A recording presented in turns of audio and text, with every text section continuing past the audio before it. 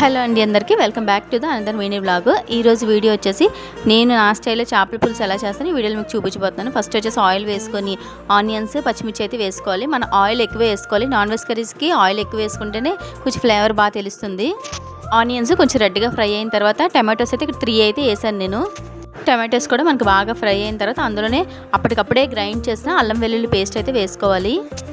ఈ అల్లం వెల్లుల్లి పేస్ట్ 5 మినిట్స్లో పచ్చివాసన పోయేదాకా ఫ్రై చేసుకున్న తర్వాత అయితే అందులోనే సరిపడినంత ఉప్పు, సరిపడినంత కారం అయితే వేసుకోవాలి. కారం చేపలు కదా, మనం ఎంత కారం వేసుకుంటే ఇంకా అంత స్పైసీగా టేస్టీగా ఉంటుంది. నేనైతే మాత్రం ఒక 3 స్పూన్స్ కారం అయితే వేసుకున్నాను.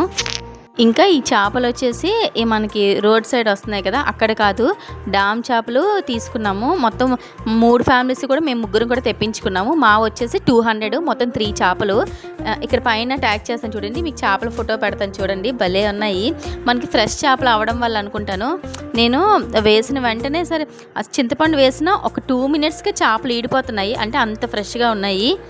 మొత్తం ఈ 3 చేపలు వచ్చేసి మాకు 200కి అయితే వచ్చాయి. ఇంకా మా అక్క వాళ్ళు వేరే తీసుకున్నారు, వాళ్ళకి 300. చింతపండు పులుపు మరిగిన తర్వాత ఫైనల్ టచ్ వచ్చేసి కొత్తిమీర అయితే కంపల్సరీగా వేసుకోవాలి. మనం మార్నింగ్ వండుకునే చేపల పులుసు ఈవినింగ్ తింటే ఇంకా టేస్టీగా ఉంటుంది. ఇది ఈరోజు మినీ వ్లాగ్. Bye bye.